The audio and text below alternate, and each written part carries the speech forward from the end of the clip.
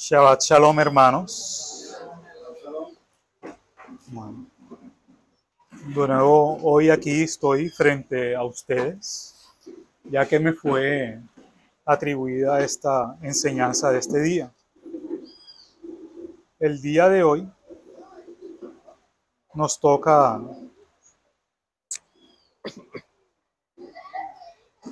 la parashá. La parashá de hoy se llama Kitabo, que significa cuando vengas. Esta parashá corresponde a el libro de Deuteronomio, ya estamos casi terminando, desde el capítulo 26, el principio, hasta el verso 8 del capítulo 29. Es una parashá bastante puntual, por lo cual no me voy a explayar mucho en ello. Comienza con la descripción de la ceremonia que se va a llevar a cabo en la primera fiesta de primicias que se va a celebrar cuando llegues a la tierra prometida. Y después nos da las promesas de las bendiciones, y no solamente las bendiciones, sino las maldiciones al pueblo, para que recuerden todo esto que se ha enseñado hasta este punto. Vamos a leer acá Deuteronomio, capítulo 26, verso 1. Comienza, cuando entres, cuando llegues, ahí está la palabra Kitabo, en la tierra que el Señor tu Dios te da por herencia, tomes posesión de ella y habites en ella, tomarás las primicias de todos los frutos del suelo que recojas de la tierra que el Señor tu Dios te da, y las pondrás en una canasta e irás al lugar que el Señor tu Dios escoja para establecer su nombre. Acá en el verso 3 hay un dato curioso, mire que dice acá: te presentarás al sacerdote que esté en funciones en esos días. Y le dirás, declaro hoy al Señor mi Dios que he entrado en la tierra que el Señor juró a nuestros padres que nos daría. Miren este pedacito acá en el capítulo 26, verso 3. Te presentarás al sacerdote que esté en funciones en esos días. Y aquí podemos ver, y también tenemos evidencia histórica, que los sacerdotes, los levitas que servían en el templo, tenían un organigrama y un schedule, un horario. Estaban organizados por turnos. De este día le tocaba a tal sacerdote, de este día le tocaba a tal sacerdote. Y eso fue hasta la época de la destrucción del templo en los años 70 después de Yeshua. ¿Por qué hago aclaración en esto?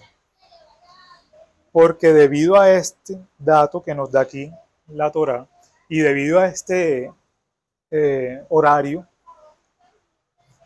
se puede determinar con exactitud, casi por días, el nacimiento de Yeshua. Resulta que vamos a irnos acá al libro del historiador por excelencia bíblico, Lucas. Vamos al capítulo 2, vamos a ver Lucas 2, verso 1. Y aquí vemos, mire lo claro que es Lucas con esto. Y con esto nos podemos hacer referencia a otros escritos históricos. Mire que dice: aconteció en aquellos días que salió un edicto de César Augusto para que se hiciera un censo de todo el mundo habitado. César Augusto, emperador romano, cuadramos, y sí, fue emperador en la época en la que probablemente nació Yeshua. Eso nos da un lapso de tiempo bastante grande, como de unos 50, 60 años. ¿Cómo Lucas lo acorta? Verso 2. Este fue el primer censo que se levantó cuando Cirenio era gobernador de Siria. Entonces ya cuando Cirenio fue gobernador de Siria, ese tiempo duró alrededor de 20 años. Y cuando dicen que aquí fue el primer censo, ya nos da un año exacto. Entonces ya con eso tenemos el año exacto en el que nació Yeshua, que fue alrededor, si no me equivoco, el -3, el 3 antes de Cristo. Entonces ya con esto, mire, se dirigían todos a inscribirse en el censo, cada uno a su ciudad. ¿Por qué se debió este censo? El regente de ese tiempo aprovechó que había una fiesta peregrina. Nosotros sabemos, bueno, algunos no lo saben, cuáles son las fiestas del Señor. Pesaj, panes sin levadura, primicias, Shavuot, lluvia temprana. Después viene Yom Teruah, Yom Kippur y Sukkot. De estas 7 fiestas, solamente 3 son peregrinas, es decir, que tenían que llegar al sitio, a Jerusalén o de donde ellos nacieron, en caso de que no pudieran. La primera fiesta peregrina es Pesaj. Después de Pesaj, la otra que sigue es Shavuot. Y la última fiesta peregrina es Sukkot. Entonces sigamos encogiendo las opciones. Sigue en el verso 4, en el verso 3. Todos dirigían a inscribirse en el censo, cada uno a su ciudad. También José subió de Galilea, de la ciudad de Nazaret a Judea, a la ciudad de David que se llamaba Belén, por ser él de la casa y de la familia de David, para inscribirse junto con María, comprometida para casarse con él, la cual estaba encinta. Y mientras estaban en la fiesta, se cumplieron los días de su alumbramiento. Entonces aquí hay un dato que en la traducción se pierde, pero buscando etimológicamente la palabra, nos lleva a la palabra que es. Y lo voy a leer con la palabra que es, el verso 7. Y dio luz a su hijo primogénito, lo envolvió en telas y lo acostó en una suca, porque no había lugar para ellos en la casa principal.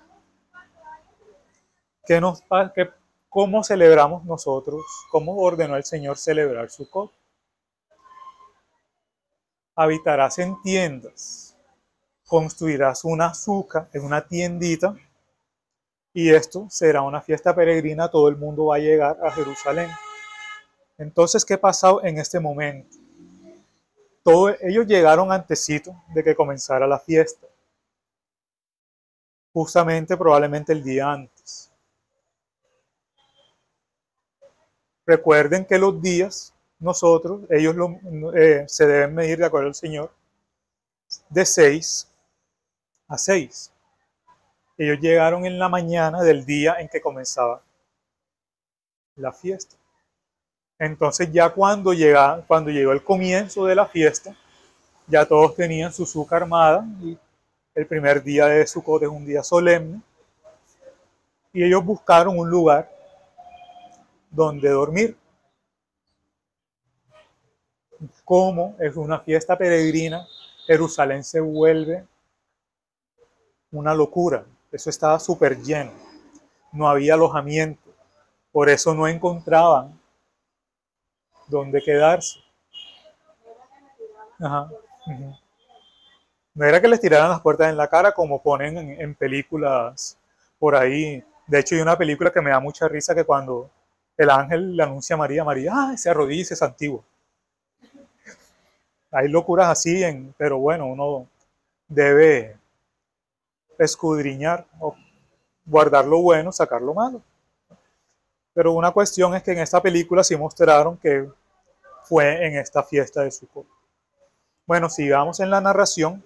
No es que le estrellaban las puertas en la cara, era que no había dónde meterlos. Y el único lugar donde los podían meter era la cabañita que habían construido para habitar durante los 7 días de la fiesta.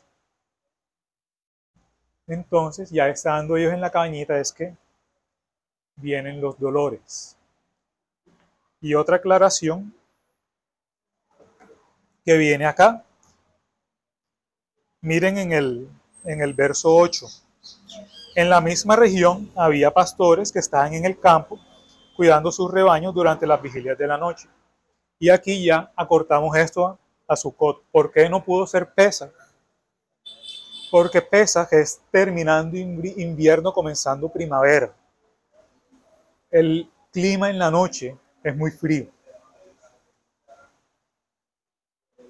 Entonces, por esta razón, los pastores en esa época no se quedaban afuera en la noche. Tenían que llevar sus ovejas a guardarlas para que no se les murieran de frío. Recuerden que las ovejas es el único animal que depende 100%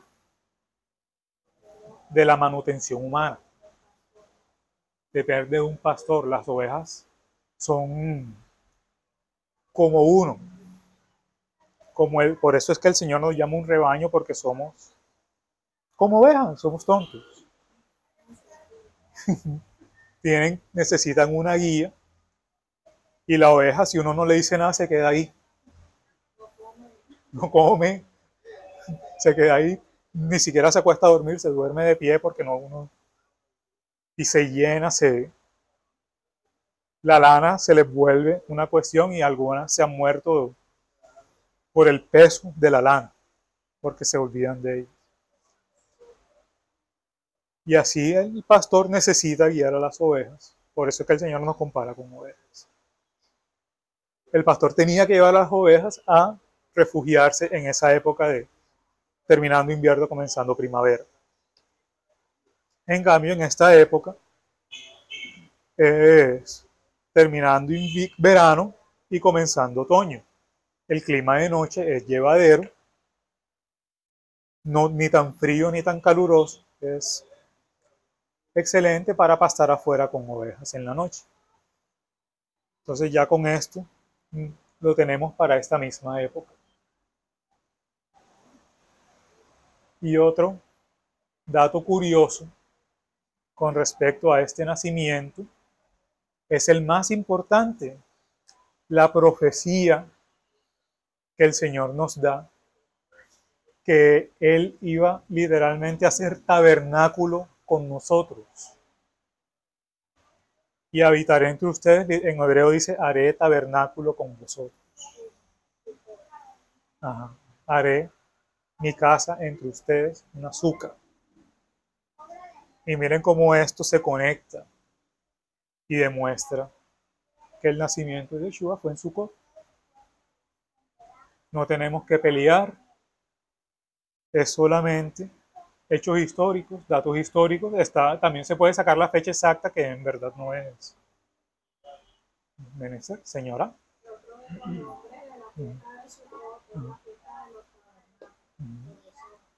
Sí, Sukkot significa tabernáculos, el nombre literal en español sería la fiesta de las cabañas de los tabernáculos.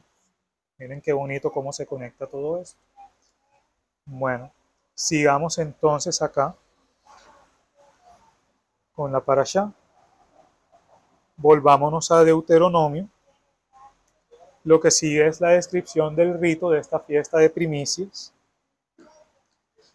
que también se conecta literalmente con el Mesías.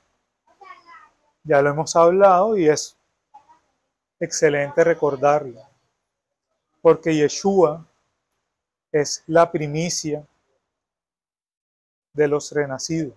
Él fue el primero en ser revivido para no morir jamás.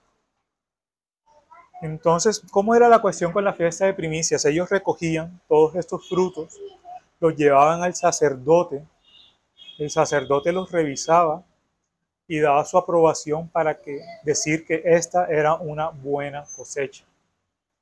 Asimismo, Yeshua como primicia fue presentado ante el Padre y el Padre dio su aprobación que esto era una buena ofrenda, que esto era un sacrificio perfecto para Él.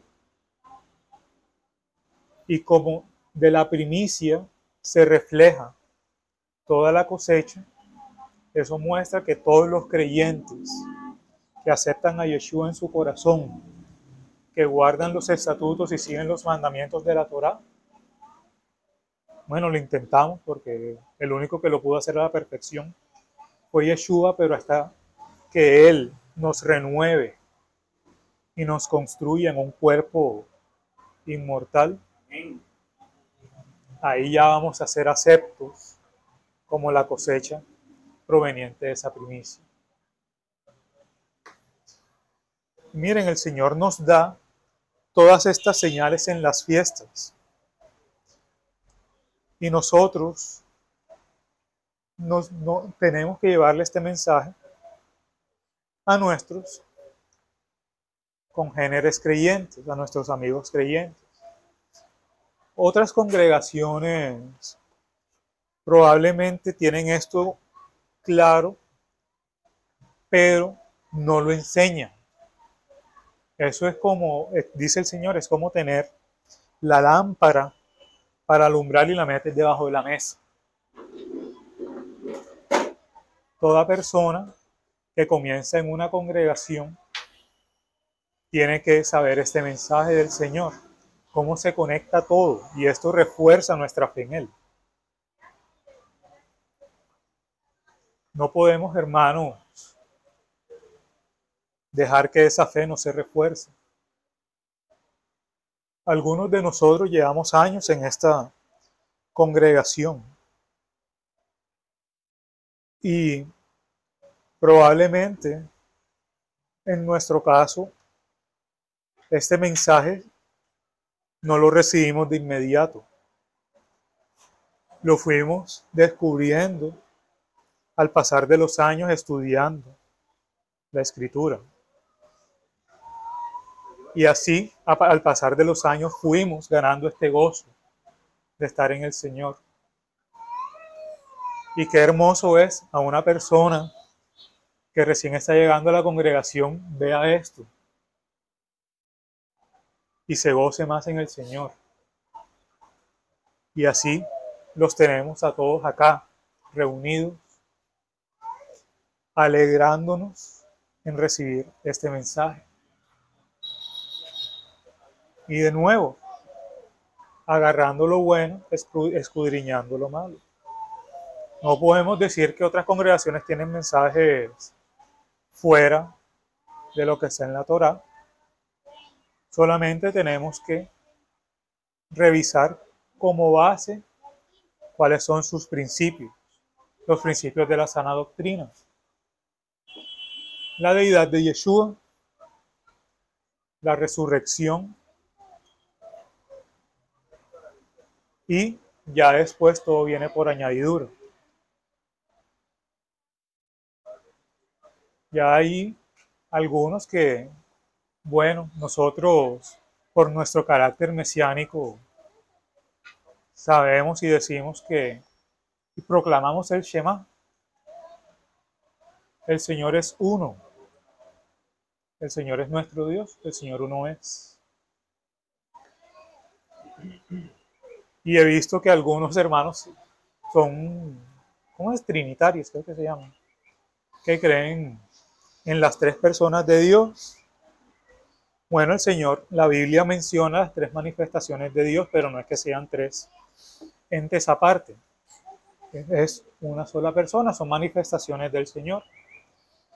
El Señor en general como Dios Padre, que encarnó en toda plenitud de su divinidad en Yeshua, otra manifestación del Señor, y la manifestación de Él en nuestra mente y corazón, que nos la ha dado permanentemente desde ese Shavuot, que es el Espíritu Santo. No es que sea, no, la fuerza activa. Eso no lo digo, pero bueno, no, esa no es la traducción correcta. Y esto lo confirmamos y lo corroboramos en Juan 1.1. Vámonos a Juan 1.1 a leerlo desde el griego, traduciéndolo acá con mi griego arrastrado. Lo siento, no. Hablo más guayunaiki que griego, pero bueno. Aquí por lo menos está la traducción. Miren que dice acá. En el principio ya estaba el logos, ya estaba la palabra, ya estaba el verbo. El verbo estaba con Dios y Dios era el verbo. Así está literalmente en griego. Y Dios era el verbo. Y Él estaba en el principio con Dios y todas las cosas fueron hechas por Él. En otras traducciones lo ponen por medio de Él, pero literalmente es por Él. Y sin Él, sin el logos, sin la palabra, nada de lo que ha sido hecho fue hecho. Y esto poniéndolo en comparación con Génesis 1.1, en el principio Dios creó los cielos y la tierra. Por la ley de igualación, que tenemos aquí locuras ingenierísticas matemáticas, la palabra es Dios, Yeshua, como la palabra, como una manifestación de Dios, fue quien creó los cielos y la tierra, y por eso es que Él cachetea a los fariseos, volviéndolos locos, diciéndoles, antes de Abraham, yo soy. Miren que cómo el Señor se especifica aquí como uno solo y aclarando sus tres manifestaciones. Dios es uno, se manifiesta de esas tres maneras, como Él, como tal, como su encarnación y en nosotros, a través de su Espíritu Santo. Es una forma sencilla de nosotros argumentar el Shema, el Dios es uno. Bueno, y ya que está escrito ahí en la Biblia, Dios es uno. No tenemos que buscar discordias con eso. Y tampoco es algo por lo cual merezca la pena pelear. Solamente compartir con nuestros hermanos las verdades que están en la Torá y cómo esto se conecta con el Mesías. Ya con que nuestros hermanos digan, no, Yeshua es Mashiach, es Dios hecho carne, y en él habitó toda la plenitud de la divinidad. Ya con eso es suficiente para ser hermanos entre ellos. Otros tendrán otras reglas, no, que ella no es mi hermana porque ella usa falda larga o usa falda corta o usa jean, por eso no es hermano. Bueno, nosotros los consideramos hermanos como ellos y compartimos con ellos la palabra. Y nos deleitamos en el estudio, porque en verdad el Señor colocó esto para nuestro deleite. No es que seamos salvos por cumplir todo lo que está aquí. Nosotros somos salvos porque Él inmerecidamente nos la regaló. Y como nosotros estamos deleitosos, estamos agradecidos con Él por su salvación, nosotros lo queremos agradar. ¿Y cómo lo agradamos? Guarda mis estatutos, sigue mis mandamientos. Y por eso es que Yeshua dice, fácil es mi yugo, ligera mi carga. Porque nosotros seguimos esto con alegría, con gozo. Y por eso es que nosotros nos gusta estar aquí reunidos en Shabbat. ¿No? Extrapolé un poquito con esto, vamos a resumir lo que viene, que sigue de la parashá. Ya, como esta es la parte en la que ellos entran a la tierra prometida, ya Él les dice qué van a hacer cuando lleguen a la tierra prometida.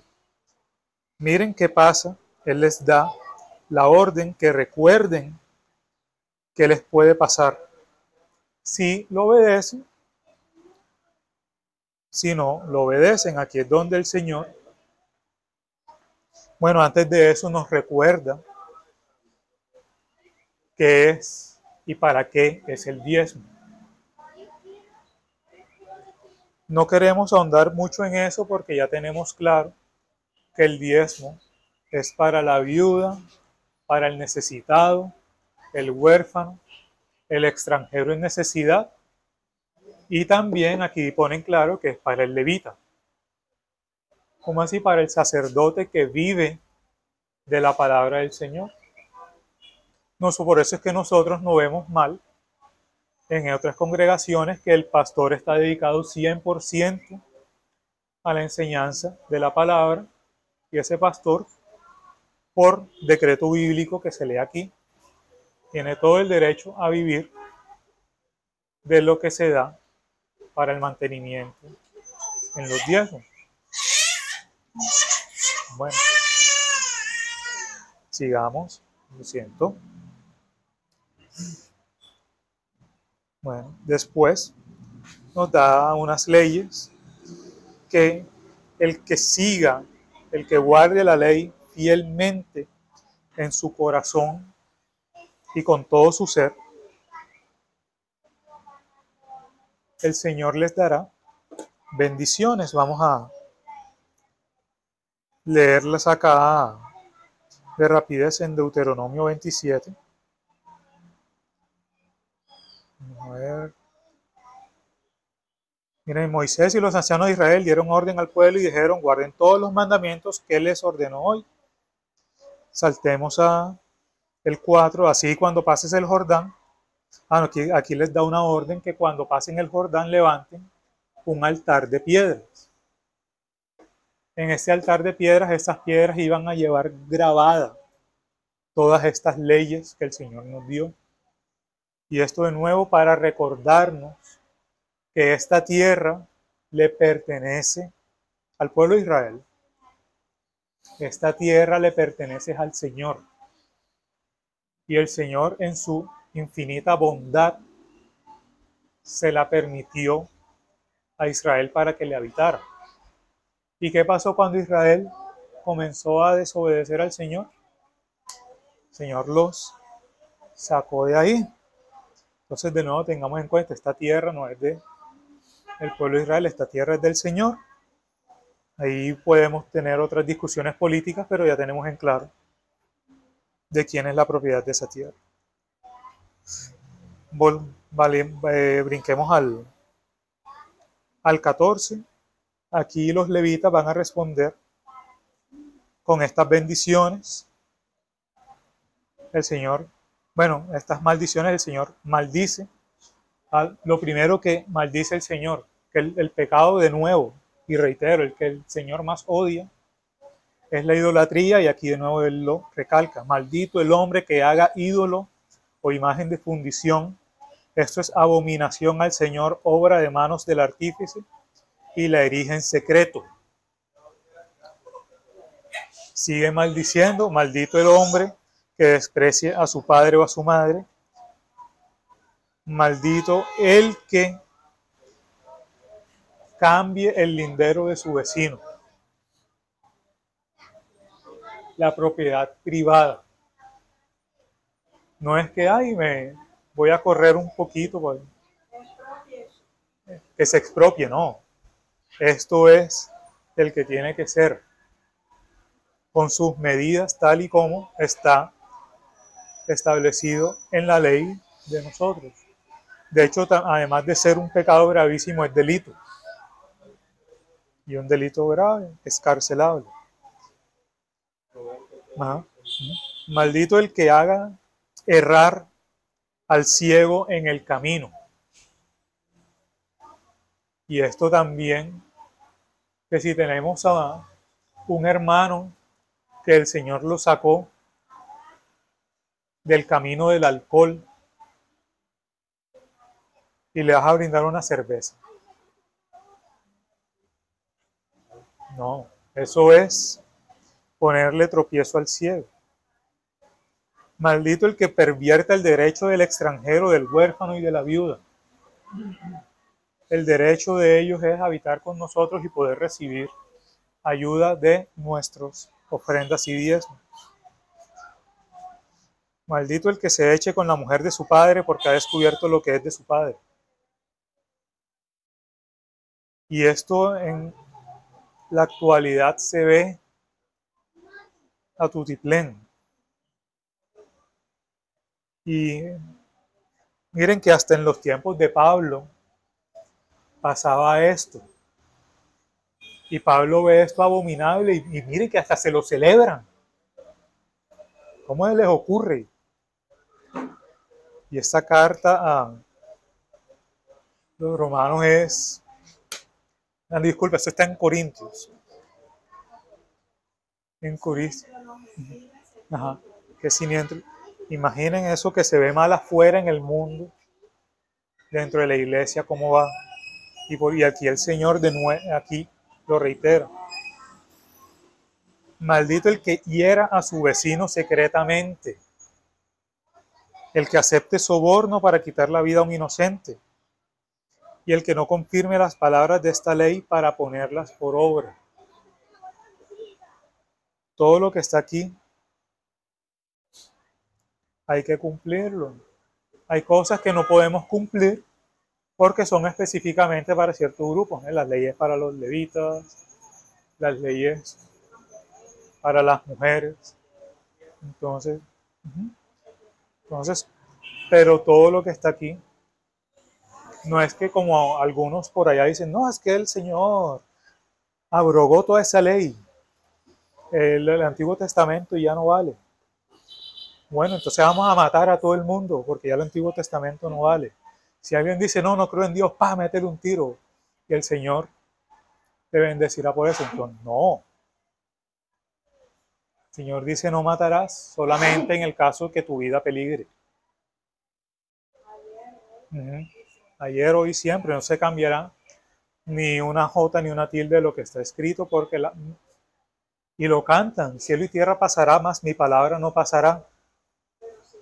Pero no las pasa, sino que se creen Dios y hacen passover, hacen pesa, pasan por alto. Ellos no dicen que lo abrogó porque está escrito y no pueden decirlo abrogó, pero toman una posición ilógica y dicen Jesús la hizo para que nosotros no, Él lo cumplió para que ya nosotros no lo tenemos que cumplir.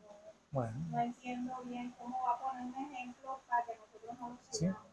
Es que de hecho el Señor vino fue para esto, para darnos ejemplo de cómo se debe vivir.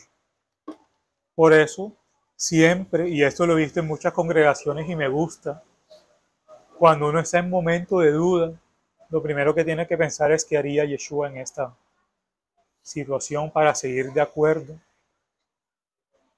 a cómo Él obró. Y Él obró perfectamente y nunca pecó. ¿Es posible no pecar? Lo es porque Él no pecó, pero nosotros somos imperfectos y por eso tenemos que tratar de seguir ese ejemplo lo más que se pueda. Después la parasha sigue con las bendiciones. Bendito serás en la ciudad, en el campo. Bendito el fruto de tu vientre. Amén. El aumento de tus posesiones, de tu vaca, de tu ganado. Bendito serás cuando entres a tu casa, cuando salgas de ella. Y el Señor hará que los enemigos se levanten contra ti, sean derrotados delante de ti. Más bendiciones, y la parashá después vuelve al final, ya en el 29, a recalcarnos en maldiciones. Miren esto. Estas son las palabras del pacto, esto está en el 29, que el Señor mandó a Moisés que hiciera con los israelitas en la tierra de Moab, además del que había hecho en Horeb. Él les dice, vamos al 5, los he conducido durante 40 años en el desierto. No se han gastado los vestidos sobre ustedes, ni se ha gastado su calzado en su pie. No han comido pan, ni bebido vino, ni sidra, para que sepan que yo soy el Señor. Y recalca muchas cosas aquí. Pero miren esta parte que es triste, y lástima que la parasha termine así. El 3 y el 4. Bueno, el 2 al 4. Delante de sus ojos ustedes han visto todo lo que el Señor, de nuevo, esto es muy triste, delante de sus ojos ustedes han visto todo lo que el Señor hizo en la tierra de Egipto a Faraón, todos sus siervos y a toda su tierra, las grandes pruebas que vieron sus ojos, aquellas grandes señales y maravillas. Pero hasta el día de hoy, en paréntesis, los 40 años que duraron en el desierto, viendo que el Señor sacaba agua literalmente de piedras, que el Señor les hacía caer comida del cielo, les mandaba carne a través de codornices, que una codorniz por ahí en el desierto donde hacían nido para que salieran ese pocotón. Les daba sombra en el día, calor para que no se les diera frío en la noche. Sigamos. Pero hasta el día de hoy, el Señor no les ha dado corazón para entender, ni ojos para ver, ni oídos para oír. Es lo mismo que con el faraón. No es que Él no les haya dado, Él expuso esta cuestión con los israelitas, que no tenían corazón para entender, ni ojos para ver, ni oído para oír. Los israelitas, así como el faraón, endurecieron su corazón al Señor. Incluso después de haber visto todos estos milagros y manifestaciones del Señor. Y el Señor tenía una columna de fuego en medio del campamento, en el tabernáculo. Y aún así lo ignoraban. Y aún así peleaban. ¿Por qué nos sacaste de la tierra de Egipto a venirnos a morir aquí en el desierto? Es muy triste, y sobre todo porque esto es la naturaleza humana.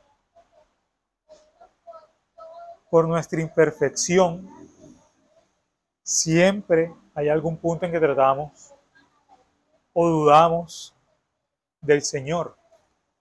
Es como uno llegar a un museo, ver los cuadros que están pintados y decir, a ver, qué bonito ese cuadro que se pintó él solito. Seguro que llegó Degas, se tropezó con un pote de pintura, y ese pote de pintura tropezó otros potes y salió esa bailarina.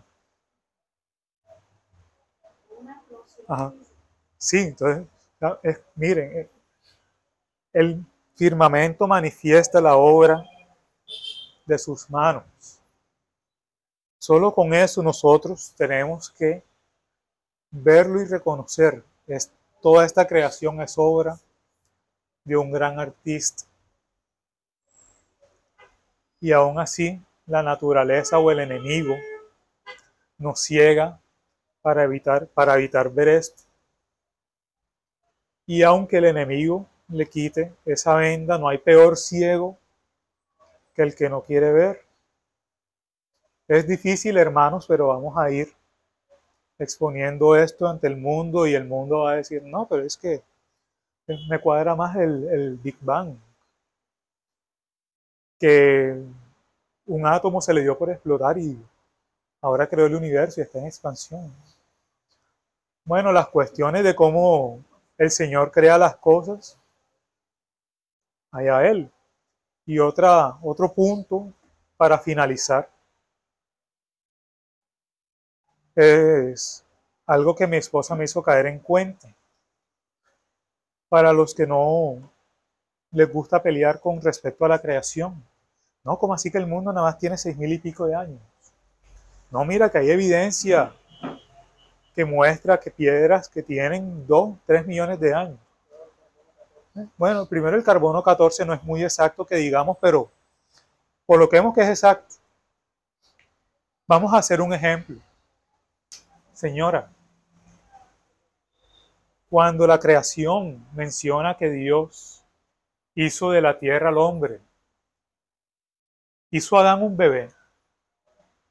No, lo hizo un hombre adulto con sus capacidades reproductivas, es decir, que era desarrollado mayor de edad. Lo creó adulto. Porque Dios no pudo crear la tierra con cierta edad. Ajá. Él siempre busca la perfección. Y en algunos casos la perfección viene es a través del tiempo.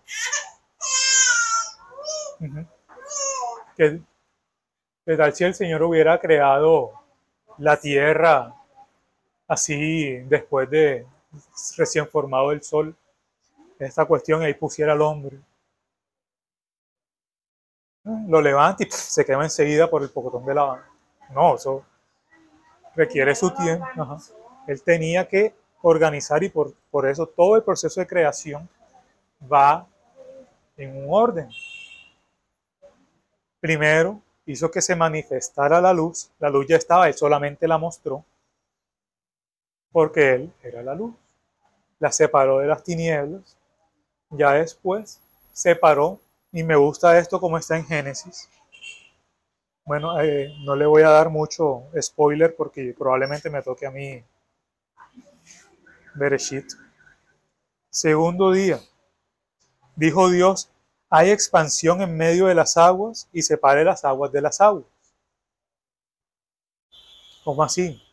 Recuerden que dice, y el Espíritu de Dios flotaba en las aguas. Voy a revisar esa palabra en hebreo porque si no tengo entendido que estaba sumergido, o sea que todo estaba rodeado de agua. Y él de esta agua la separa. Y esa expansión la llama cielo. Y se preguntan, ¿cómo así que hay agua arriba?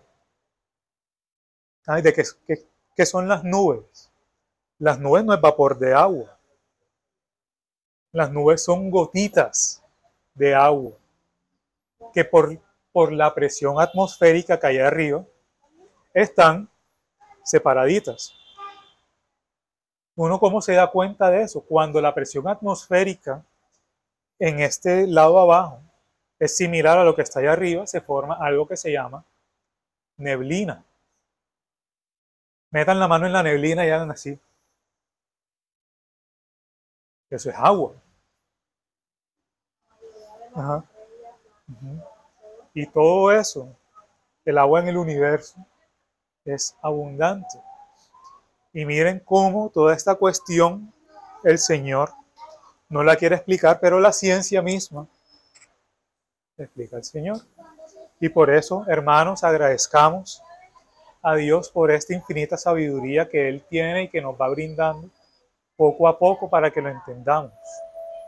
Y ya cuando estemos en la vida eterna con Él, toda duda que tengamos será aclarada para nosotros. No endurezcamos nuestro corazón, abrámoslo a Él, aceptémoslo y llevemos su palabra para ver si Él coloca esa semillita que puede partir la piedra que hay en el corazón de los no creyentes. Oremos, hermanos. Gracias, Señor, nuevamente por esta enseñanza que has colocado para nosotros, Señor, a través de la boca del que está enseñando.